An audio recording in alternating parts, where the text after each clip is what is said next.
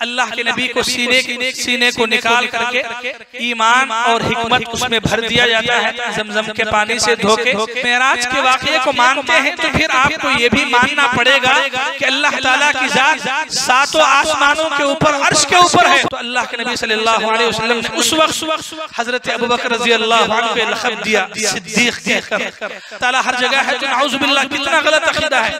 تو اللہ کے نبی صلی اللہ علیہ وسلم معراج کو پھر کہاں گئے؟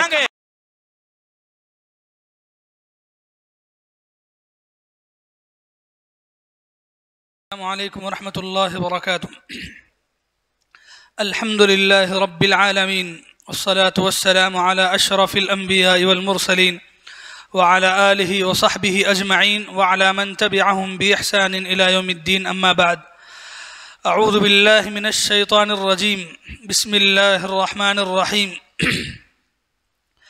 سبحان الذي أسرى بعبده ليلا من المسجد الحرام إلى المسجد الأقصى الذي باركنا حوله لنريه من آياتنا إنه هو السميع البصير۔ برادران اسلام، پردہ نشین خواتین، آج کا ہمارا درس معراج کے واقعے کے سلسلے میں چند ضروری باتوں پر مشتمل ہے۔ آپ کو معلوم ہونا چاہیے کہ یہ مہینہ ماہ رجب کا مہینہ ہے۔ دوسرے مہینوں کی طرح یہ مہینہ بھی مسلمانوں کے پاس بعض بدعتوں کو لے کے مشہور ہے۔ 22 رجب میں 27 رجب میں الگ الگ بدعتیں لوگ کرتے ہیں۔ اس مہینے کے اندر سنا اور دیکھا گیا کہ لوگ شب معراج یعنی معراج کی رات ہونے کی مناسبت سے جاگنا، عبادتیں کرنا ایک ضروری خیال تصور کرتے ہیں۔ پھر یہ رجب کا مہینہ ہے، رجب کے مہینے کے بعد پھر شعبان کا مہینہ آئے گا، تو شعبان کے مہینے کے بھی اپنی بدعتیں ہیں جو لوگ شعبان میں بھی ایجاد کرتے ہیں۔ تو اس وقت ہم رجب سے جڑ کے جو لوگ شب معراج خیال کرتے ہیں تو اس پر آپ کے سامنے کچھ تفصیلی بات کرنا ہے، کچھ باتوں کی وضاحت کے سلسلے میں۔ پہلی بات آپ کو یہ یاد رکھنا ہے کہ واقعہ معراج کا یہ واقعہ اللہ کے نبی صلی اللہ علیہ وسلم کی زندگی کا ایک معجزے کا واقعہ ہے، یعنی ایسا واقعہ جو انسانی عقل میں سما نہیں سکتا۔ انسان اگر اپنی عقل سے سوچے تو اس کے ذہن و دماغ میں یہ باتیں سما نہیں سکتی کہ رات کے ایک حصے میں بلکہ تھوڑے سے حصے میں اتنا لمبا سفر کیسے کیوں کر ممکن ہوا۔ تو یہ ایک معجزہ ہے۔ معجزہ وہی جو انسان کی عقل میں نہ سما سکے اور پھر بھی ظہور میں آئے تو وہی معجزہ کہلاتا ہے۔ معراج کے سلسلے میں ہم لوگوں کے اندر جب دیکھتے ہیں بہت ساری غلط فہمیاں پھیلی ہوئی ہیں۔ اس کی بہت بڑی وجہ کیا ہے؟ اس کی بہت بڑی وجہ ہے جھوٹے قصے۔ آپ دیکھیں گے نبی کی سیرت کے نام پہ لوگوں کے اندر ویسے تو بہت سارے ایسے قصے مشہور ہیں جو بے بنیاد ہوتے ہیں۔ خاص کر کے مشہور جو واقعات ہیں، جو قصے ہیں، تو اس کے اندر آپ کو ایسی باتیں لوگوں سے سننے کو ملتی ہیں کہ لگاتار قصے من گھڑت باتوں پر، موضوع روایات پر مشتمل ہوتی ہیں۔ واقعہ معراج کے ساتھ بھی کچھ ایسا ہی ہے۔ دیکھیے، معراج لفظی حساب سے ہم سوچتے ہیں، عربی زبان میں معراج کا لفظ استعمال ہوتا ہے چڑھنے کے لیے، جیسے اردو میں اسی کو استعمال کیا جاتا ہے عروج کہہ کر۔ عروج یعنی بلندی کے معنی میں۔ معراج کا معنی کیا ہوتا ہے؟ چڑھنا، نیچے سے اوپر چڑھنا۔ چونکہ یہ اللہ کے نبی کا ایسا سفر ہے جس میں اللہ کے نبی دنیا سے ساتوں آسمانوں تک چڑھ کے گئے، آسمانوں کی سیر کرے، تو یہ جو آپ کا سفر ہے تو اس لیے اس کو معراج کہا گیا۔ قرآن کا ایک سورہ ہے سورۃ الاسراء، 17واں نمبر کا سورہ ہے. آپ 15واں پارہ پڑھیں گے تو 15ویں پارے کی شروعات اسی سورے سے ہوتی ہے. یہ سورہ دو نام رکھا گیا اس سورے کے. ایک سورہ بنی اسرائیل، عام طور پہ قرآن کے اندر یہی سورے کا نام لکھا جاتا ہے، سورہ بنی اسرائیل. یہ سورہ جو ہے سورہ کہف سے پہلے کا سورہ ہے. تو یہ سورہ بنی اسرائیل ہی کا دوسرا نام ہے سورۃ الاسراء. یہاں ایک بات آپ کو سمجھنا کیا ہے، اللہ کے نبی کے معراج کے بارے میں جو واقعات بیان کیے گئے وہ واقعات رجب سے جوڑتے ہیں، اسی مہینے سے، رجب کے سلسلے میں. حالانکہ یہ بات رجب کے مہینے میں صحیح تاریخی روایات سے ثابت نہیں ہے. تو آپ کو پہلی بات یہ یاد رکھنا ہے کہ جو لوگ شب معراج کو یا معراج کے واقعے کو رجب کے مہینے سے جوڑتے ہیں تو وہ خود بے بنیاد ہے. تاریخ سے ایسی کوئی بات ثابت نہیں ہے کہ معراج کا واقعہ رجب کے مہینے میں ہی ہوا. ایسی کوئی صحیح سندوں کے ساتھ روایت ثابت نہیں ہے. باقی معراج کے سلسلے میں ہم یہ دیکھتے ہیں معراج کے واقعے کے پیچھے اللہ تعالیٰ کی بہت ساری حکمتیں پوشیدہ ہے. آپ ذرا اللہ کے نبی کی زندگی کو پڑھ کے دیکھیں تو آپ کو سمجھ میں آئے گا. یہ واقعہ جس موقع پر پیش آیا اللہ کے نبی کی زندگی میں، وہ واقعات ہم کو تھوڑا سا ذہن میں رکھنا ہے. واقعہ معراج یعنی اللہ کے نبی کا یہ جو آسمانوں کا سفر ہے، یہ سفر کی ضرورت پیش کیوں آئی؟ تو آپ دیکھیں اللہ کے نبی صلی اللہ علیہ وسلم کی زندگی میں دو بڑے لوگ فوت ہو جاتے ہیں جو اللہ تعالیٰ کے بعد آپ کا ایک بہت بڑا سہارا تھے دنیا کے اندر. اس میں سے ایک حضرت ختیجہ رضی اللہ عنہا آتی ہیں. حضرت ختیجہ رضی اللہ عنہا ایک ہیں اور دوسرے ہیں ابو طالب. یہ دو اللہ کے نبی کی زندگی کے ایسے انسان تھے جنہوں نے اللہ کے نبی کا بہت ساتھ دیا. ایک تو حضرت ختیجہ رضی اللہ عنہا ہے جو آپ کی بیک وقت بیوی بھی ہے اور مالی اعتبار سے آپ کو ساتھ بھی دیا، بلکہ آپ پر ایمان بھی لے آئیں. حضرت ختیجہ رضی اللہ عنہا کا ایک انتقال، پھر دوسرا ابو طالب کا انتقال. ابو طالب اللہ کے نبی کے چچا اگرچہ کہ ایمان نہیں لائے لیکن اللہ کے نبی کا بہت بڑا سہارا تھے اور بہت ساتھ دیا انہوں نے. جب تک ابو طالب باحیات تھے، زندہ تھے، تو مکے کے بڑے بڑے کفار و مشرکین بھی اللہ کے نبی سے ٹکر لینے یا اللہ کے نبی کو کھلے عام تکلیفیں دینے سے ڈرا کرتے تھے. لیکن جیسے ہی ان کا انتقال ہوا، آپ دیکھیں گے حضرت ختیجہ اور ابو طالب کے انتقال کے بعد اللہ کے نبی کو کھلم کھلا تکلیفیں دی گئی. اس سے پہلے تک اللہ کے نبی کے ساتھیوں کو یعنی صحابہ کرام کو ستایا جاتا تھا، آپ کو تکلیفیں دی جاتی تھی. لیکن ان کی وفات کے بعد خود اللہ کے نبی کو ٹارگٹ بنایا گیا اور آپ کو بھی تکلیفیں دی گئی.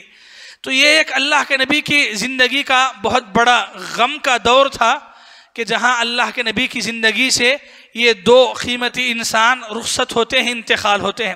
اور پھر اسی کے ساتھ اللہ کے نبی کی زندگی میں وہ واقعہ بھی پیش آیا جسے ہم طائف کے واقعے سے جانتے ہیں. طائف کے واقعے میں اللہ کے نبی، طائف کے سفر میں اللہ کے نبی کے ساتھ کیا ہوا، کیسا سلوک طائف والوں نے کیا، یہ سب جانتے ہیں. تو اس کے بعد اگر ہم ایک حساب سے دیکھیں تو اللہ کے نبی صلی اللہ علیہ وسلم پوری طرح ٹوٹ چکے تھے. آپ کو جو تکلیفیں دی گئیں، دین کی راہ میں آپ کو جو ستایا گیا، وہ تکلیفیں، وہ مصیبتیں ایک دم برداشت کے باہر ہو چکی تھیں. تو ویسے موقع پہ یہ معراج کا واقعہ پیش آیا. تو ایک اعتبار سے اللہ تبارک و تعالیٰ نے اللہ کے نبی کو تسلی کے لیے، آپ کو اطمینان، دلاسا دینے کے لیے اور آپ کی ہمت افزائی کے لیے اللہ تعالیٰ نے یہ آسمانوں کا سفر اللہ تعالیٰ نے آپ کے لیے منتخب کیا. تو ایسی کئی باتیں ہم دیکھتے ہیں.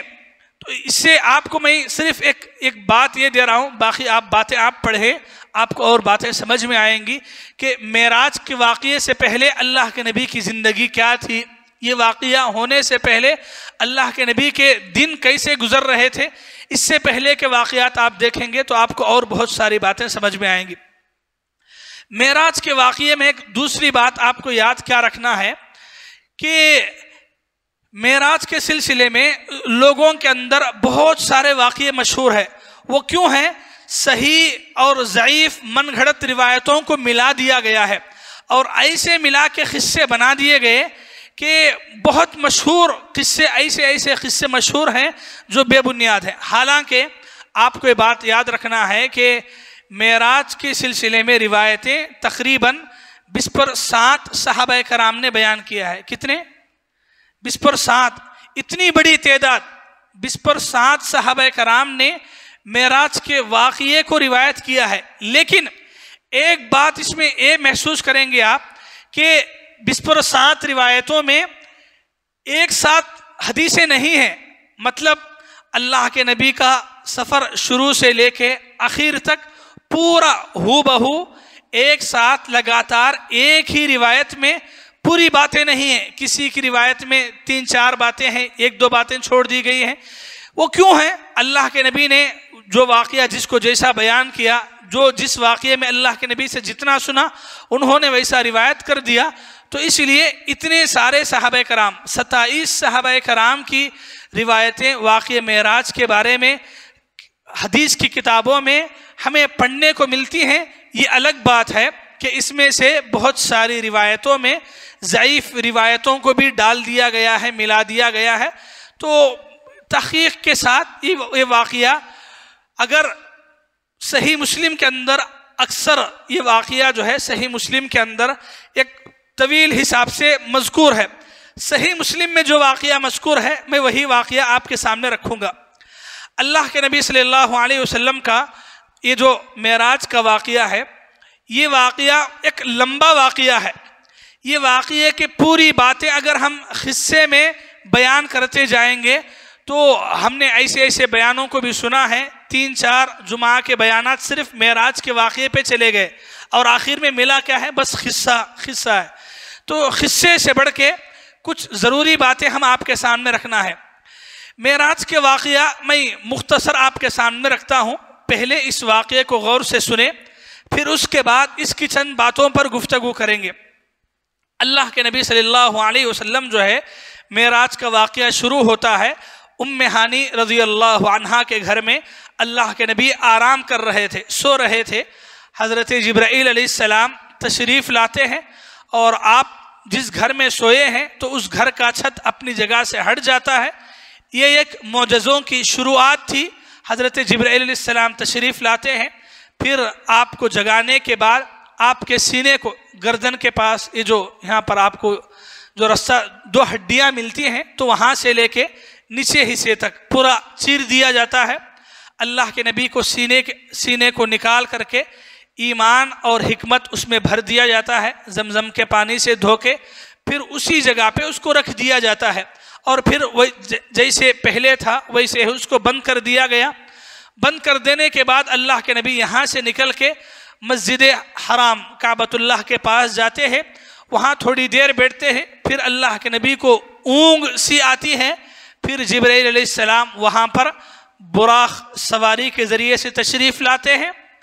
وہاں سے اللہ کے نبی صلی اللہ علیہ وسلم کو یہ سواری دی جاتی ہے اور اللہ کے نبی یہ سواری پہ سوار ہوتے ہیں۔ براق کے بارے میں نصوص میں جو باتیں ہم کو ملتی ہیں وہ بس 2 باتیں ہیں۔ ایک بات یہ کہ یہ ایک ایسا جانور ہے جو گدھے سے تھوڑا بڑا اور گھوڑے سے تھوڑا کم ہوتا ہے، یہ ایک بات ہے۔ دوسری بات تیز رفتاری یعنی کتنا تیزی سے جاتا ہے، تو تا حد نگاہ کا مطلب ہے کہ نگاہ جہاں تک جاتی ہے، آپ کے کھلے میدان میں چلے جائیں، نگاہ آپ جتنی دور تک دیکھ سکتے ہیں تو وہاں تک ایک قدم پڑتا ہے۔ یہ 2 باتیں، اس کی خد و خامت ہائٹ کے بارے میں اور اس کی رفتار کے بارے میں، یہ 2 باتیں احادیث کے ساتھ ثابت ہیں۔ باقی اس کی شکل، صورت، ایسا کچھ بھی احادیث میں بتائی نہیں گئی ہے۔ باقی جو بھی تصویریں، پوسٹرز آپ کو دکھتے ہیں یہ سب من گھڑت ہیں، بے بنیاد ہیں، بنائے گئے ہیں. کہیں عورت کی تصویر لگائی گئی ہے، کہیں پر لگائے گئے ہیں، یہ سب بے بنیاد ہے. احادیث سے ایسی کوئی بات ثابت ہی نہیں ہے، بس وہ ایک جانور ہے اور جانور کی رفتار کے بارے میں اتنا ہی ذکر ہے. اللہ کے نبی صلی اللہ علیہ وسلم کو یہ سواری دی گئی تو اللہ کے نبی کعبۃ اللہ سے لے کر مسجد اقصی بیت المقدس تک اللہ کے نبی اسی سواری پہ جاتے ہیں. جانے کے بعد وہاں ایک جگہ پر اس سواری کو باندھ دیا جاتا ہے. پھر وہاں ایک بات روایتوں میں یہ ملتی ہے کہ اللہ کے نبی صلی اللہ علیہ وسلم کو ایک تشتری میں، ایک پلیٹ، بڑی جیسی پلیٹ کے اندر اللہ کے نبی کو شراب اور دودھ دو الگ الگ برتنوں میں پیش کیے گئے. اللہ کے نبی نے دودھ لیا اور دودھ پیا تو حضرت جبرائیل علیہ السلام نے اس کو دیکھ کے کہا کہ آپ نے فطرت کو اختیار کیا. فطرت کیا ہے؟ فطرت یہ ہے کہ انسان پاکیزہ چیزوں کو پسند کرنا ہے، حلال چیزوں کو کھانے والا ہے. تو یہ فطرت اللہ تعالیٰ نے جو فطرت انسان کی بنائی اسی حساب سے اللہ کے نبی نے پیا. پھر یہاں سے آسمانوں کا سفر شروع ہوا. حضرت جبرائیل علیہ السلام اللہ کے نبی کو لے کے آسمانوں تک گئے. پہلے آسمان، دوسرے آسمان، ہر ایک آسمان کے دروازے بند تھے. دروازے کو دستک دی گئی تو اندر سے ہر دروازے کے پاس، یعنی ہر آسمان کے دروازے کے اندر سے آواز آتی کہ کون آئے ہیں؟ جبرائیل کہتے کہ میں آیا ہوں. پوچھا جاتا کہ آپ کے ساتھ کوئی ہیں؟ تو کہتے کہ ہاں میرے ساتھ محمد رسول اللہ صلی اللہ علیہ وسلم ہے. پھر کہا جاتا کہ کیا ان کو طلب کیا گیا ہے، بلایا گیا ہے؟ تو کہا جاتا کہ ہاں بلایا گیا ہے. تو پھر دروازے کھولے جاتے اور اللہ کے نبی سلام کر کے ہر ایک آسمانوں پہ الگ الگ پیغمبروں سے ملاقات ہوتی ہے. پہلے آسمان پہ حضرت آدم علیہ السلام سے ملاقات ہوتی ہے.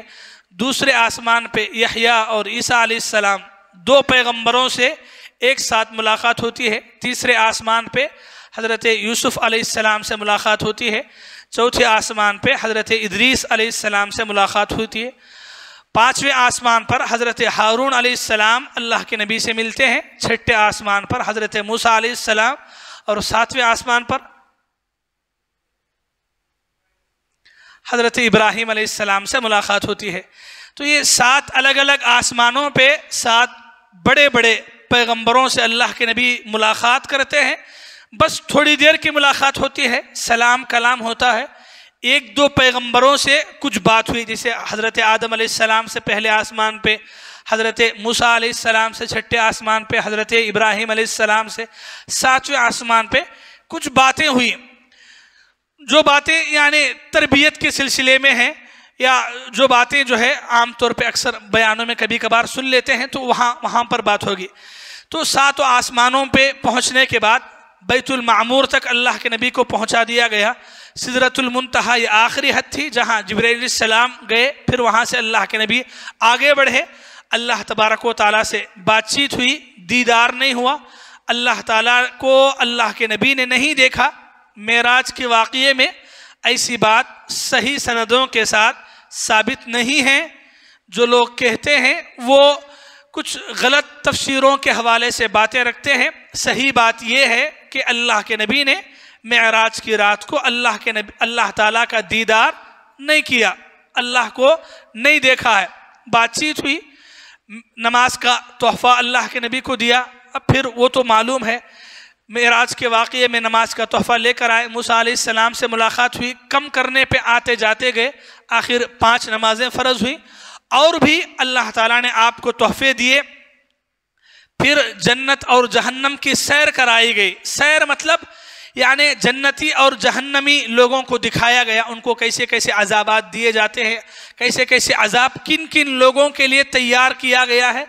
تو وہ عذابات جو بڑے بڑے گناہ ہیں، تو وہ ہم بیانوں میں کہتے ہیں، جو گناہ کے بارے میں جو ٹاپک سے ریلیٹڈ جو بات ہوتی ہے، تو جہاں بھی آپ سنتے ہیں کہ اللہ کے نبی معراج کو گئے، دیکھا یہ گناہ والوں کو یہ عذاب ہو رہا تھا، تو وہاں اس گناہ کے بارے میں یاد رکھ لیجئے اور گناہ سے بچیے. جو نیکی کے بارے میں کہا گیا، نیکیوں کی یاد رکھ لیجئے اور نیکی کیجئے. تو بس اتنا ہی ہے. تو اللہ کے نبی صلی اللہ علیہ وسلم جنت اور جہنم کی سیر کرے، اور پھر 7 آسمانوں سے حضرت جبرائیل السلام اللہ کے نبی کو لے کر واپس ہوئے. پھر مسجد اقصی پہنچے. اللہ کے نبی صلی اللہ علیہ وسلم پیغمبروں کی امامت کروائے، 2 رکعت نماز پڑھی. پھر وہاں سے سیدھا کعبۃ اللہ اللہ کے نبی تشریف لے کر آئے براق سواری ہی کے ذریعے. کعبۃ اللہ کے نبی صلی اللہ علیہ وسلم آ گئے اور جبرائیل علیہ السلام اللہ کے نبی کو رخصت کر کے نکل گئے. تو یہاں تک اللہ کے نبی صلی اللہ علیہ وسلم کا ایک معراج کا واقعہ ہے جو میں ایک دم مختصر صحیح روایتوں میں جو باتیں آئی گئی ہیں اس کا خلاصہ آپ کے سامنے پیش کیا. یہاں معراج کے واقعے کے سلسلے میں جو باتیں ہم کو یاد رکھنا ہے اس میں سے پہلی بات یہ یاد رکھنا ہے کہ معراج کا واقعہ اللہ کے نبی کے جسم اور روح دونوں کے ساتھ پیش آیا. یہ بات غلط ہے یہ کہنا کہ اللہ کے نبی کو اللہ کے نبی نے خواب میں دیکھا یا اللہ کے نبی کی روحانی گئی تھی, اللہ کے نبی کی روحانی سیر کر کے آئی. تو یہ ساری باتیں صحیح نہیں ہیں. اللہ کے نبی صلی اللہ علیہ وسلم کا یہ جو معراج کا واقعہ ہے حالت بیداری میں مطلب ہوش و حواس میں جسم اور روح دونوں کے ساتھ پیش آیا. اس کی خود بہت ساری دلیلیں ہیں. قرآن کے اندر آپ پڑھیں گے سورہ اسراء 17ویں سورہ کی پہلی آیت میں اللہ تعالیٰ نے فرمایا سبحان الذی اسری بعبدہ, پاک ہے وہ ذات جو اپنے بندے کو. تو اللہ نے کہا کہ اپنے بندے کو, تو بندہ کسے کہتے؟ صرف روح کو بندہ بولیں گے؟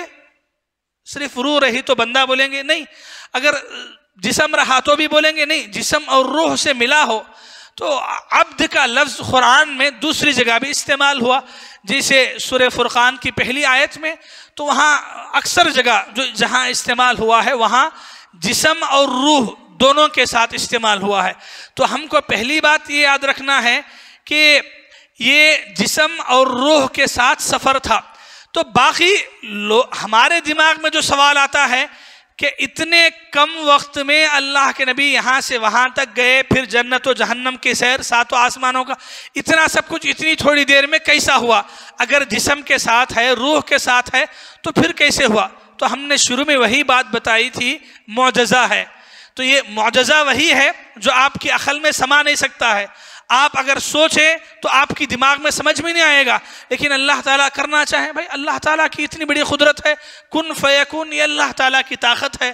تو اللہ تعالیٰ جب اتنی بڑی قدرتوں کے مالک ہیں تو لمحے بھر کے لیے یہ کام کرانا کون سا مشکل کا کام ہے؟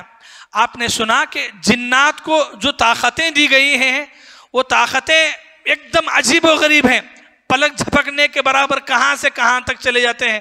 تو جب جنات کو اتنی طاقتیں دی گئی ہیں تو کیا اللہ تعالیٰ ایک عظیم پیغمبر کے ذریعے سے ایسا نہیں کروا سکتے ہیں؟ تو ضرور کروا سکتے ہیں. ہمارا اس بات پر ایمان ہے. ٹھیک ہے, تو یہ پہلی بات آپ کو یاد رکھنا ہے. دوسری بات یہ یاد رکھنا ہے کہ عقیدے کا بہت بڑا مسئلہ. اللہ تعالیٰ کہاں ہے؟ اللہ کہاں ہے بھائی؟ اللہ تعالیٰ عرش پہ ہے, ساتوں آسمانوں پہ عرش پہ ہے. جو لوگ یہ کہتے ہیں کہ اللہ تعالیٰ ہر جگہ ہے, تو جب اللہ تعالیٰ ہر جگہ ہے تو اللہ کے نبی ساتوں آسمانوں پہ کس سے بات کرنے کے لیے گئے تھے؟ ضرورت کیا تھی آسمانوں پہ جانے کے لیے؟ جب اللہ کے نبی صلی اللہ علیہ وسلم معراج کو جانے سے پہلے کہاں ہیں؟ کعبۃ اللہ میں ہیں. تو کعبۃ اللہ سے بڑھ کے پاکیزہ جگہ کوئی ہو سکتی ہے؟ نہیں ہو سکتی ہے. تو جب اگر اللہ تعالیٰ کے بارے میں آپ یہ مانتے ہیں کہ اللہ تعالیٰ ہر جگہ ہے تو نعوذ باللہ کتنا غلط عقیدہ ہے. تو اللہ کے نبی صلی اللہ علیہ وسلم معراج کو پھر کہاں گئے؟ ساتوں آسمانوں پہ جانے کی ضرورت کیوں پڑی؟ تو جانے کی ضرورت اس لیے پڑی کہ اللہ تعالیٰ کی ذات ساتوں آسمانوں پہ مستوی ہے. تو اس سے اہل علم نے یہ استنباط کیا ہے کہ معراج کا واقعہ, خود معراج کے واقعے کو تو تمام مسلمان مانتے ہیں اور یہ سمجھتے ہیں کہ معراج کا واقعہ اللہ کے نبی کی زندگی کا پیش آیا ہوا واقعہ ہے. تو جب آپ معراج کے واقعے کو مانتے ہیں تو پھر آپ کو یہ بھی ماننا پڑے گا کہ اللہ تعالیٰ کی ذات ساتوں آسمانوں کے اوپر, عرش کے اوپر ہے. تبھی تو اللہ تعالیٰ کی خاص ملاقات کے لیے اللہ تعالیٰ نے آپ کو آسمانوں پہ طلب کیا اور آسمانوں پہ گئے. ورنہ اگر اللہ تعالیٰ ہر جگہ ہے, نعوذ باللہ, اگر یہ عقیدہ غلط ہوتا تو پھر جانے کی ضرورت ہی کیا تھی؟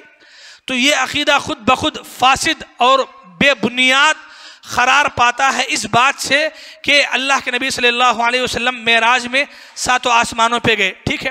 ایک تیسری بات, اللہ کے نبی صلی اللہ علیہ وسلم کے بارے میں بہت سارے غلط مسلمانوں نے جو کتاب و سنت سے دور ہیں باتیں کیا پھیلائے؟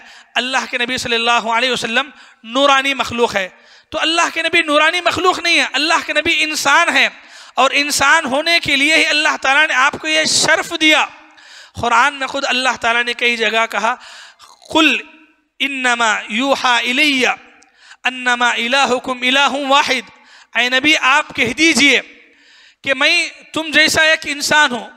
اکثر جگہ کہا گیا انا بشر مثلکم، میں تم جیسا ہی ایک انسان ہوں. تو یہ آپ انسان تھے اس لیے آسمانوں پہ طلب کیا گیا. اگر آپ نورانی مخلوق تھے، جیسے فرشتے نورانی مخلوق ہے، تو ان کو آسمانوں پہ طلب کرنے کی کیا ضرورت تھی؟ فرشتے خود آسمانوں پہ ہوتے ہیں، تو اللہ کے نبی کا ٹھکانہ بھی وہی ہونا چاہیے. تو یہ بھی بے بنیاد بات ہے. اللہ کے نبی ایک انسان تھے. ہاں اللہ تعالیٰ نے آپ کو نبی اور رسول کے لیے چنا ہے. یہ واقعہ خود اللہ کے نبی صلی اللہ علیہ وسلم کے نبی ہونے کی بہت بڑی دلیل تھی. آپ ایک اور بات آپ سمجھیے، اللہ کے نبی یہ جو معراج کے واقعے سے پلٹ کر آئے واپس، تو صبح کی نماز ہوئی، اللہ کے نبی حتیم میں بیٹھے ہوئے تھے. حتیم بولے تو کعبۃ اللہ کے پاس جو تھوڑا سا کراس ایسا حصہ ہے، یہ حصہ. اللہ کے نبی فجر کی نماز پڑھے ہیں، معراج کا واقعہ پورا ہوا، اللہ کے نبی حتیم کے اندر بیٹھے ہوئے ہیں، ٹیک لگائے ہیں، اور اللہ کے نبی تھوڑا افسوس میں ہیں. اللہ کے نبی کو افسوس اس بات کا تھا کہ اب میری قوم کیا کہے گی، پتہ نہیں لوگ کیا بولیں گے. تو اللہ کے نبی صلی اللہ علیہ وسلم سوچ میں تھے، بیٹھے تھے. اتنے میں آیا ابو جہل. ابو جہل کا گزر اللہ کے نبی کے پاس سے ہوا. ابو جہل نے اللہ کے نبی سے پوچھا کہ محمد کیا کچھ نئی بات ہے؟ سوچ میں پڑے ہیں، کیا کچھ نئی بات ہے؟ تو اللہ کے نبی نے کہا کہ ہاں نئی بات ہے. تو ابو جہل نے کہا کہ نئی بات کیا ہے؟ تو اللہ کے نبی صلی اللہ علیہ وسلم نے کہا کہ اللہ تعالیٰ نے مجھے یہاں سے کعبۃ اللہ سے مسجد اقصیٰ، پھر وہاں سے 7 آسمانوں کی سیر کرائی ہے. اللہ کے نبی نے کہا. ابو جہل نے کہا کہ کیا یہ پورا ایک ہی رات میں ہوا؟ یعنی یہ آپ رات میں جا کے ابھی صبح میں یہاں ہیں، تو یہ پورا رات کے تھوڑے حصے میں ہوا کیا؟ تو اللہ کے نبی نے کہا کہ ہاں رات کے تھوڑے حصے میں اتنا سب کچھ ہوا. ابو جہل نے کہا کہ کیا میں لوگوں کو بلا کے لے کے آ سکتا ہوں؟ تو اللہ کے نبی نے کہا کہ ہاں بلا کے لے کے آ سکتے ہو. تو پھر اس نے کہا کہ آپ لوگ جب آئیں گے تو لوگوں کے سامنے بھی یہی بات بولیں گے؟ اللہ کے نبی نے کہا کہ ہاں میں بولوں گا. ابو جہل گیا، لوگوں کو جمع کیا، پکارا، جمع کیا، آؤ کہ آؤ، اتنا بڑا جھوٹ پھیلایا جا رہا ہے. جمع کیا، لوگ آئے.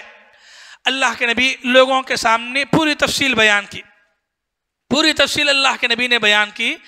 تو اب یہاں ایک مسئلہ تھا، جب لوگوں کے سامنے ساری باتیں اللہ کے نبی نے ذکر کی تو لوگ چاہ رہے تھے کہ اللہ کے نبی سے کچھ سوالات کریں. سوالات کس بارے میں؟ بیت المقدس کے بارے میں. وہاں کے اکثر لوگ جو ہے تجارت کی غرض سے جاتے تھے ملک شام. عرب کے اکثر لوگ جو ہے ملک شام کو تجارت کے لیے جاتے تھے. اور مسجد اقصیٰ کہاں ہے؟ فلسطین. فلسطین کہاں ہے؟ ملک شام ہی میں. تو اکثر لوگ وہاں آتے جاتے تھے. تو اللہ کے نبی سے کچھ سوالات کیے. وہ سوالات کرنے کا مقصد یہ تھا کہ واقعی میں اللہ کے نبی گئے ہیں یا نہیں، یہ معلوم کرنا تھا. تو انہوں نے سوالات کیے. اللہ کے نبی صلی اللہ علیہ وسلم لمحہ بھر کے لیے تھوڑا پریشان ہوئے کہ وہ ان کے باریک باریک سوالات تھے. اللہ تبارک و تعالیٰ کی طرف سے چونکہ یہ معجزہ تھا، اللہ کی مدد ہوئی. اللہ تعالیٰ نے بیت المقدس کا پورا نقشہ گویا آپ کی آنکھوں کے سامنے اللہ تعالیٰ نے دکھایا. یعنی وہ لوگ جیسے جیسے سوالات کر رہے تھے، اللہ کے نبی صلی اللہ علیہ وسلم ویسے جوابات دیتے گئے. قبلے کے بارے میں سوال کیے، وہاں کے بعض ستونوں کے بارے میں بیان کیے، یہاں تک کہ مکے والوں کو اس وقت بہت زیادہ تعجب ہوا جب اللہ کے نبی نے یہ کہا کہ ملک شام سے مکے کا ایک قافلہ جو تجارت کے لیے فلسطین ملک شام گیا ہوا تھا، وہ ریٹرن آ رہا ہے. ان کے ساتھ اتنے اتنے لوگ ہیں اور اتنی اتنی سواریاں ہیں. اللہ کے نبی نے یہ بھی بتایا. تو لوگوں کو اس وقت بڑا تعجب ہوا، اس لیے کہ وہ لوگوں کو پتا تھا کہ مکے کے جو لوگ تجارت کے لیے ملک شام گئے ہیں وہ کتنے ہیں، ان کے سواریاں کتنے ہیں، جبکہ اللہ کے نبی کو نہیں معلوم تھا وہ، لیکن اللہ تعالیٰ کا معجزہ تھا۔ اللہ تعالیٰ نے بذریعے وحی کے ذریعے سے آپ کو اس کی اطلاع دی، اور اللہ کے نبی صلی اللہ علیہ وسلم نے جوں کا توں ویسے ہی بتا دیا۔ تو یہ آپ کے نبی ہونے کی بہت بڑی دلیل ہے کہ اللہ تبارک و تعالیٰ نے آپ کو نہ صرف یہ کہ معراج کی سیر کروائی، بلکہ اس وقت جو مسئلے پیش آئے معراج سے واپس آنے کے بعد اللہ تعالیٰ نے اس ذریعے سے بھی آپ کو مدد کی۔ لیکن وہی نا، جو انسان ہدایت قبول نہ کرنا چاہے پھر لاکھ دلیلیں بھی آپ اس کو دو، ایمان لانے والے نہیں ہوں گے۔ آپ کو حیرت ہوگی کہ اتنے سوالوں کے جوابات کے باوجود بھی کوئی بھی ایمان نہیں لایا، حالانکہ اللہ کے نبی صلی اللہ علیہ وسلم نے ان کے سوالوں کے جواب دیے تھے۔ وہ ان میں سے جو جیسا سوال کرتا، مسجد اقصی میں وہ کہاں ہے، یہ کہاں ہے، سب اللہ کے نبی، یعنی اتنا کھلم کھلا جوابات دینے کے باوجود بھی وہ لوگ ایمان نہیں لائے۔ اللہ اکبر۔ تو یہ ہدایت اللہ کی توفیق جو ہے نہیں بہت بڑی نعمت ہے۔ اللہ تعالیٰ اگر صحیح راستے کی ہدایت دیا، صحیح ایمان کی دولت دیا ہے، بنا مانگے بہت بڑی نعمت ہے۔ ورنہ لوگ ایسے اتنے سارے سوالات پیغمبر سے ڈائریکٹ کر کے، پیغمبر سے ڈائریکٹ سوالات لے کے بھی ایمان نہیں لائے۔ اللہ اکبر۔ اسی کو بولتے جب اللہ تعالیٰ انسانوں کے ایسے گمراہی کرتوتوں کی وجہ سے ان پر مہر لگا دیتے ہیں تو پھر انسان ایسے ہی بھٹکتا رہتا ہے۔ یہ بے ایمان والے لوگ ہوتے ہیں، یہ کفار و مشرکین ہوتے ہیں۔ وہی ایمان والے کیسے ہوتے ہیں معلوم؟ جی ایمان والے ایسے ہوتے ہیں، ابو جہل اور 2-3 کفار جو ہے دوڑتے دوڑتے سیدھا ابو بکر کے پاس گئے، بولے کہ ابو بکر تمہارے ساتھی محمد کی ایک بات ہے، بولنا ہے تم سے۔ کہا ابو بکر نے کہ کیا بات ہے؟ تو کہا پہلے پوچھے ابو بکر سے، پہلے سوال کرے کہ ابو بکر کیا آپ مانتے کہ ایک آدمی ایک ہی رات میں مکے سے لے کے فلسطین گیا، پھر وہاں سے پھر واپس پلٹ کے آیا، تو کیا آپ مانتے ہیں؟ ابو بکر نے کہا کہ نہیں، میں نہیں مانتا ہوں، اس لیے کہ اس زمانے میں تقریباً 40 دنوں کا سفر تھا۔ کتنا؟ 40 دنوں تک کا سفر، صرف مکے سے لے کے فلسطین تک کا۔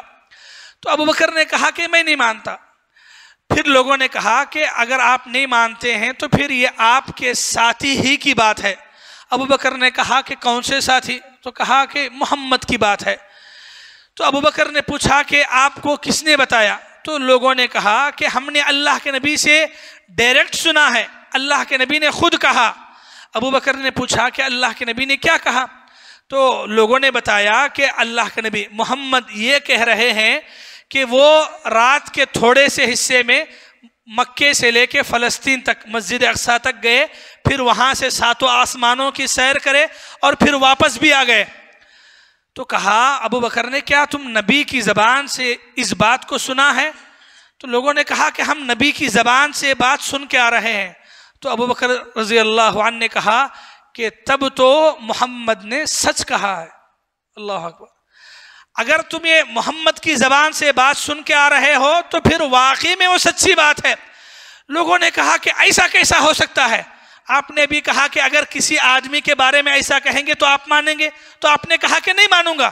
تو ابو بکر نے کہا کہ ایک نارمل آدمی کے بارے میں بولو تو نہیں مانوں گا، تو پھر محمد کے بارے میں کیوں مانیں گے؟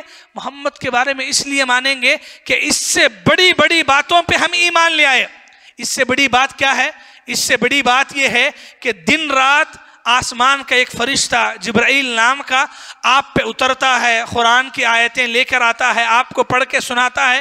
یہ دن رات میں کتنی بار ہو جاتا ہے؟ دن رات، صبح میں آئے، شام میں آئے، رات میں آئے، تو دن رات میں آنا جانا یہ آپ کا معمول ہے۔ جب ہم اتنی بڑی بات کو مان لیے ہیں کہ دن رات میں بار بار ایسا آسمانوں کے فرشتے آپ کے پاس آتے جاتے ہیں، تو اتنی چھوٹی سی بات کو ماننا کون سا بڑا کام ہے؟ تو ہم یہ مانتے ہیں جب اتنی بڑی بات پہ ہم ایمان لے کر آئے اور یہ سمجھ کے ایمان لے کر آئے کہ یہ آخری پیغمبر ہیں اور ان کی زبان سے نکلنے والی ہر بات، ہر پیغام سچا ہوتا ہے، تو ہم اس بات پر بھی ایمان لے کر آتے ہیں۔ لوگ پھر اللہ کے نبی کے پاس گئے اور جا کے کہا کہ آپ نے ایک ایسا جادو کیا ہے کہ ابو بکر نے اس بات کو بھی مان لیا ہے. تو اللہ کے نبی صلی اللہ علیہ وسلم نے اس وقت حضرت ابو بکر رضی اللہ عنہ کو یہ لقب دیا صدیق کہہ کر، سچ بولنے والا، سچ کی تائید کرنے والا. اللہ کے نبی صلی اللہ علیہ وسلم سے ابو بکر صدیق اسی معراج کے واقعے سے جڑ کے ابو بکر صدیق کہلانے لگے. تو یہ ایمان ہے. دیکھیے آپ، دو طرف بھی لوگ ہیں آپ کے پاس، ادھر بھی لوگ ہیں، ابو جہل ہے اس کے ساتھ ہیں، ادھر ایک ابو بکر ہیں. یہ پیغمبر کے پاس پیغمبر کی زبان سے ڈائریکٹ واقعہ پورا قصہ سن رہے ہیں، الٹا سوالات کر رہے ہیں، اللہ کے نبی جوابات دے رہے ہیں، پھر بھی ایمان نصیب ہوا؟ ایمان لائے؟ ایمان نصیب نہیں ہو. اچھا، اللہ کے نبی سے حضرت ابو بکر ڈائریکٹ سنے؟ ڈائریکٹ نہیں تھے، کسی کے واسطے سے سنے، لیکن سنانے والے نے بس اتنا کہا کہ نبی کی زبان سے ہم نے سنا ہے. اللہ کے نبی کی زبان سے سنا، اتنی بات بولنے کے باوجود حضرت ابوبکر پیچھے ہٹے نہیں. حضرت ابوبکر نے کہا، فوراً کہا کہ اگر نبی کی زبان سے تم نے یہ بات سنی ہے تو میں اس پہ ایمان لے کر آتا ہوں. تو اللہ کے نبی صلی اللہ علیہ وسلم پہ ایمان بولے تو یہ اللہ کے بھائی، میں یہ بات پہ اس لیے اتنا تاکید کر رہا ہوں، اللہ کے نبی صلی اللہ علیہ وسلم کی جب حدیث آ گئی، آپ کی سنت آ گئی، ہم کو معلوم ہوا یہ اللہ کے نبی کا طریقہ ہے، یہ اللہ کے نبی کی بات ہے. اس مسئلے میں، عبادت کے یہ طریقے میں، دین کے یہ بات کے اندر اللہ کے نبی کا یہ فیصلہ ہے، یہ طریقہ ہے، تو ہم کو فوراً اس پہ عمل کرنا چاہیے. اور فوراً آمنا و صدقنا، ہم مانتے بھی ہیں اور اس کو سچا بھی سمجھتے ہیں. یہ ایمان والوں کی پہچان ہے. ابو بکر صدیق رضی اللہ عنہ نے یہ ایک بہت بڑا سبق دیا اور ہدایت ایسے ہی نصیب ہوتی ہے. ورنہ جو آدمی ہدایت کو قبول نہ کرنا چاہے، پھر وہ ڈائریکٹ اللہ کے نبی کی زبان سے سن کے سوالات کے جوابات لینے کے باوجود بھی ایمان نہیں لاتا. ٹھیک ہے میرے بھائی، یہاں پہ آپ تھوڑا رک کے پھر ایک اور بار سوچئے. اللہ کے نبی کا معراج کا یہ واقعہ اگر روحانی واقعہ تھا تو اتنا سب کچھ سوالات جوابات کی کیا ضرورت تھی؟ اللہ کے نبی بول دیتے، میں تو خواب میں دیکھا ہے، اتنے سارے سوالات کیوں کر رہے ہو؟ تو مکے والے جو آ کے اللہ کے نبی سے سوالات کرے، وہ خود مانتے تھے کہ یہ اللہ کے نبی صلی اللہ علیہ وسلم جسم اور روح کے ساتھ پیش آیا. تو یہ واقعہ جو ہے ان تمام باتوں کو لیے ہوئی ہے. میرے بھائیوں، ایک بات آپ کو یہاں معراج کے بارے میں یہ یاد رکھنا ہے. معراج کا یہ پورا واقعہ، یہ بات طے ہے کہ یہ معراج کا واقعہ اللہ کے نبی کی ہجرت سے پہلے کا واقعہ ہے. کب سے پہلے؟ ہجرت سے پہلے، یعنی اللہ کے نبی ابھی مدینہ نہیں گئے، مدینہ جانے سے پہلے کا یہ واقعہ، ہجرت سے پہلے کا. تو یہ بات طے ہے، اس کو سب مانتے ہیں کہ یہ معراج کا واقعہ ہجرت سے پہلے کا واقعہ ہے. باقی یہ واقعہ کس مہینے میں پیش آیا، اس بارے میں کافی اختلاف ہے. کافی اختلاف یعنی ایک صحیح مہینہ مناسب تعین کے ساتھ ثابت نہیں ہے. آج جو آپ دیکھ رہے ہیں، شب معراج کے نام پہ لوگ جاگتے ہیں، عبادتیں کرتے ہیں. مسلمانوں میں یہ بھی بدعت شروع ہو گئی شب معراج کے نام پہ. بھائی اتنی بات آپ یاد رکھیے کہ جب معراج کے واقعے کے بارے میں خود صحابہ کرام کے بارے میں اتنا اختلاف ہے کہ معراج کا واقعہ کس مہینے میں پیش آیا، وہ خود مہینہ خود نہیں پتا، تاریخ نہیں، مہینہ خود نہیں پتا. اکثر جو ہے ربیع الاول کو مانتے ہیں، رجب میں صحیح نہیں مانتے ہیں. اس کے لیے آپ کو سمجھنا پڑے گا. ایک عالم ہے امام احمد بن حنبل، معلوم ہے نا امام احمد بن حنبل، 4 بڑے اماموں سے جن کو دنیا مانتی ہے، 4 بڑے اماموں سے ایک امام ہے امام احمد بن حنبل. ان کے ایک شاگرد ہیں امام ابو اسحاق علیہ الرحمہ. تو انہوں نے اللہ کے نبی صلی اللہ علیہ وسلم کے اس معراج کے واقعے کے بارے میں تفصیل لکھتے ہوئے کہا کہ اللہ کے نبی صلی اللہ علیہ وسلم کے معراج کا واقعہ رجب میں نہیں بلکہ ربیع الاول میں پیش آیا. اسی بات کو علامہ ابن حجر رحمۃ اللہ علیہ، علامہ ابن حجر صحیح بخاری کے شارح، انہوں نے اسی بات کو صحیح کہا ہے. اور اس وقت کے یعنی اس زمانے کے بہت بڑے مفتی شیخ بن عثیمین ابن عثیمین رحمۃ اللہ علیہ، انہوں نے ان کی ایک کتاب ہے فتاوا کی، تو فتاوا کے اندر بھی انہوں نے اسی بات کو ترجیح دی ہے کہ اللہ کے نبی صلی اللہ علیہ وسلم کا معراج کا واقعہ رجب میں پیش نہیں آیا بلکہ ربیع الاول میں پیش آیا۔ تو اس سے بھی یہ باتیں تفصیل کی ہیں، تھوڑا گہرائی کی ہیں۔ بتانا کیا ہے اس سے کہ جب اللہ کے نبی صلی اللہ علیہ وسلم کے معراج کے واقعے کے بارے میں مہینہ خود تعین کے ساتھ ایگزیکٹلی ثابت نہیں ہے، تو پھر یہ جو رجب میں، پھر رجب کی 27 تاریخ کو شب معراج کر کے مسلمانوں میں جو بدعت شروع کی گئی ہے، یہ سراسر دین سے ہٹی ہوئی ہے۔ اس کا اللہ کے نبی صلی اللہ علیہ وسلم کی زندگی سے ذرا تعلق نہیں۔ اور پھر اس کے ساتھ آپ یہ بھی سوچئے، ہم نے ابھی کہا کہ معراج کا واقعہ اللہ کے نبی کی ہجرت سے پہلے کا ہے یا بعد کا ہے؟ پہلے کا ہے، ٹھیک ہے۔ اللہ کے نبی ہجرت کر کے گئے، ہجرت کر کے جانے کے بعد اللہ کے نبی مدینے میں کتنے سال تھے؟ کتنے سال؟ 10 سال تھے، 10 سال تک تھے۔ 10 سالوں میں اگر معراج کا واقعہ یا معراج جس رات کو یہ واقعہ پیش آیا، وہ رات یا وہ دن اگر خاص عبادتوں والی، روزہ والی، تہجد والی، قرآن کی تلاوت والی، ذکر و اذکار والی رات ہوتی تھی، اگر اس رات کی خاص فضیلت ہوتی تو صحابہ کرام کرتے کہ نہیں؟ ضرور کرتے۔ جبکہ اللہ کے نبی مدینہ پہنچے ہیں اور مدینہ کے اندر اللہ کے نبی 10 سال گزارے ہیں۔ آپ دیکھ لیجئے 10 سال کی مدینہ کی زندگی میں اللہ کے نبی کے کسی بھی صحابی، ایک تو اللہ کے نبی سے، دوسرا اللہ کے نبی کے کسی بھی صحابی سے شب معراج کے نام پہ کوئی خاص عبادت یہاں تک کہ جاگنا یہ ثابت نہیں ہے۔ تو لوگ یہ کہاں سے شروع کر دیے ہیں کہ شب معراج کے نام سے لوگ جو ہے آج ایک دین میں ایک نئی بدعت لا لیے ہیں۔ یہ رجب میں، اب پھر شعبان میں آئے گا، پھر شب برات وہاں ایک، تو یہ ایسے نام، ایسے عیدیں، ایسی بدعتیں ہیں جس کے بارے میں آپ کو یہ ایمان رکھنا ضروری ہے کہ یہ دین کے اندر نیا نکالا ہوا کام ہے جس سے اللہ کے نبی صلی اللہ علیہ وسلم کا ذرا برابر تعلق نہیں۔ اللہ کے نبی کے صحابہ نے اس کو نہیں کیا ہے۔ دین میں شب معراج کی بھی، شب برات کی بھی ذرا سی بھی گنجائش نہیں ہے۔ یہ سراسر بدعت ہے، اور یہ وہی بدعت ہے کل بدعت ضلالہ کے ضمن میں آتی ہے کہ بدعت گمراہی ہے، اور گمراہی آپ کو جہنم تک لے کے جانے والی ہے۔ میرے بھائیوں، ماؤں اور بہنوں، ایسی بدعتوں سے اپنے آپ کو بچائیے۔ ہم یہ مانتے ہیں کہ اللہ کے نبی صلی اللہ علیہ وسلم کی زندگی کا یہ واقعہ یعنی معراج کا واقعہ جو ہے ایک معجزے کا واقعہ ہے، لیکن یہ واقعے کو لے کر جب اللہ کے نبی خود بھی اور صحابہ کرام نے بھی جب ایسا نہیں کیا ہے تو پھر ہم میں سے کسی بھی مسلمان کو ایسا نہیں کرنا چاہیے۔ کسی بھی ایسے کام کے سلسلے میں ہم کو آگے نہیں بڑھنا چاہیے جو کام کا ثبوت اور دلیل اللہ کے نبی سے یا صحابہ کرام سے ثابت نہیں ہے، تو پھر ایسے ہر کام سے ہم کو بچنا چاہیے، چاہے وہ کام روزے سے ہو، نمازوں سے ہو، ذکر و اذکار سے جڑا ہوا ہو۔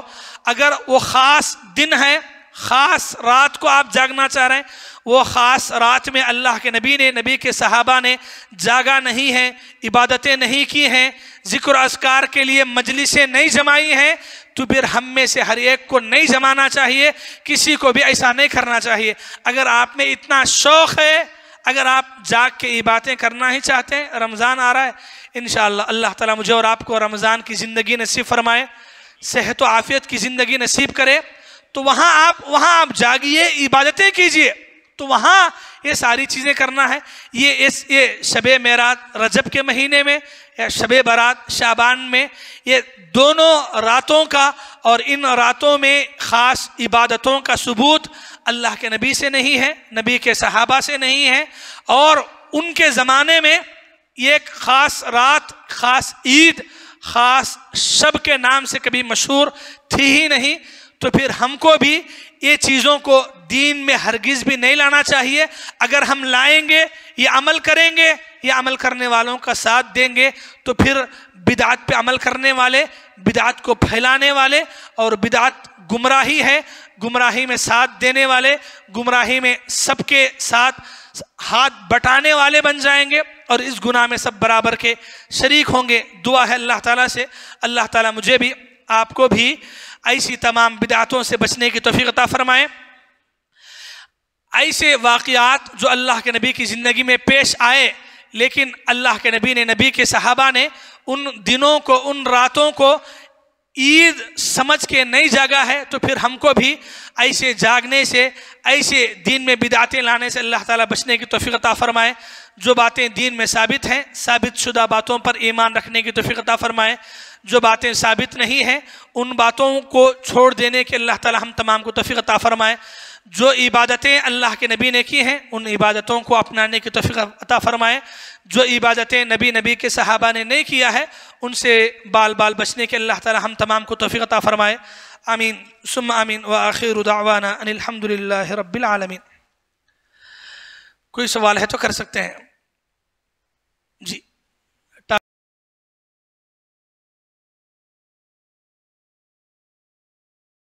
ٹاپک سے ریلیٹڈ کوئی ضروری سوال ہے تو پوچھیے گا۔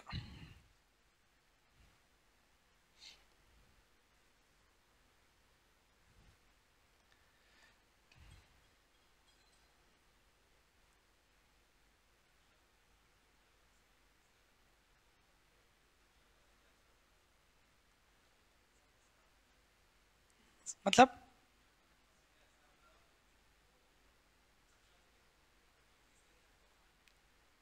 ویسا اللہ عالم، بس اللہ کے نبی صلی اللہ علیہ وسلم کو دکھایا گیا صحیح۔ ہم اسی لیے بول رہے ہیں، آپ بہت سنے ہوں گے، بہت سارے قصے سنے ہوں گے، لیکن ہم جو بیان کریں وہ مختصر ہے اور صحیح روایات سے ہے۔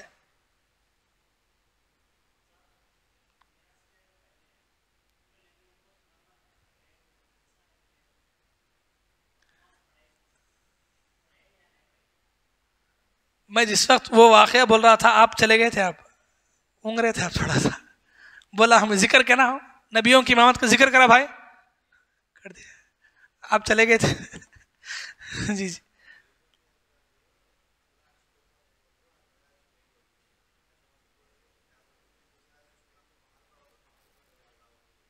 نہیں، وہاں اللہ اسی لیے بولے فلما تجلی رب، اللہ کی تجلی ظاہر ہوئی، اللہ نہیں، فرق ہے ہاں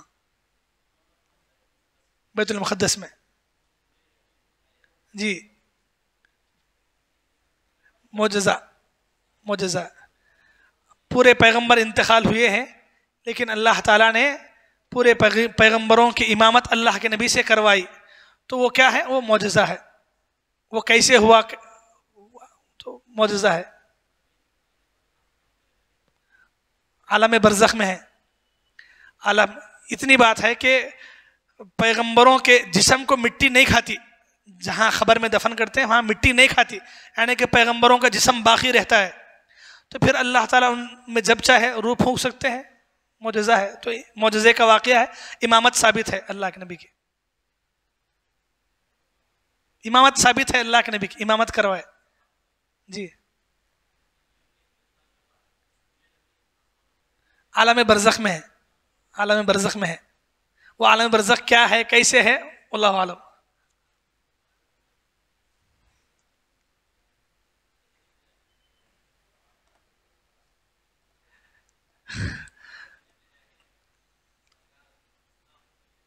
جی جی جی عالم برزخ تو مدینے کو جا کے یہ سمجھ کے درود پڑھنا کہ اللہ کے نبی وہاں ہے، تو اللہ کے نبی اسی لیے حدیثوں میں بولے کہ صلو حیث ما کنتم، تم جہاں کہیں رہو درود پڑھا کرو، تمہارا درود مجھ تک پہنچایا جاتا ہے۔ تو خاص کر کے درود پڑھنے کے لیے ہی وہاں جانا ضروری نہیں ہے، صحابہ کرام بھی اس کو ضروری نہیں سمجھتے تھے۔ عمرے کے آداب میں آپ کو یہ بات بھی پڑھنے کو ملے گی کہ آپ کعبۃ اللہ جائیں گے، کعبۃ اللہ کے بعد مسجد نبوی کی زیارت کے لیے جائیں گے، تو نیت کیا کریں گے؟ مسجد نبوی کی زیارت ہوگی نیت، تو اس کے ساتھ میں آپ جائیں گے۔ اگر آپ یہ سمجھ کے جا رہے ہیں کہ مجھے یہاں سے اللہ کے نبی کی خبر کو دیکھنے کے لیے جانا ہے، تو پھر آپ کو اس پہ ثواب نہیں ہے، اس پہ ثواب نہیں ہے. کیوں؟ وہاں جا کے آپ کرتے کیا؟ صرف درود پڑھتے ہیں. تو درود پڑھنے کے لیے وہاں کی حاضری ضروری نہیں ہے. آدمی جہاں بھی رہ کے درود پڑھے اللہ کے نبی تک پہنچایا جاتا ہے. جی ہو گیا، ٹائم ہو گیا آپ کا. دعا پڑھ کے اٹھیں. سبحانک اللہم بحمدک اشہد ان لا الہ الا انت استغفرک واتوب الیک.